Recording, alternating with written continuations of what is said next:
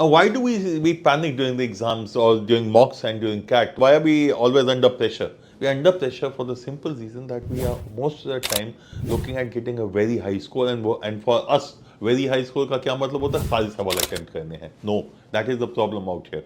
When you say I have to attempt all questions, or rather to get a 99 percentile, I need 99 percentage marks, you are being incorrect. Because if you look at the last 30, 35 years papers of CATs, you realize one simple thing. 50% is a very good score and 60% is an outstanding score in CAT. So even if I'm looking at 60%, which is likely to be 99.5 percentile plus, 60% score लाने के लिए you can afford to leave 40% of the paper. So in the worst case also, you need to look at attempting 60% of the paper. Now this will obviously vary from section to section, but by and large, this is the rule you need to remember for yourself.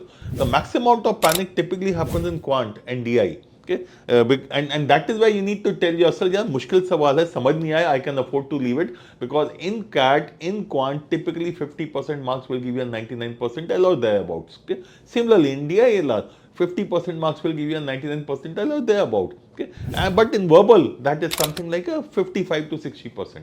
So what does that mean? In quant and DILR, if you come across a difficult, confusing question, खुश होके छोड़ दो कि बाकी लोग attempt करेंगे, उनका time बर्बाद होगा. You, because you have left it, you are comfortable. And as I said, in quant and DILR, you can afford to leave around 40% of the paper without any problem.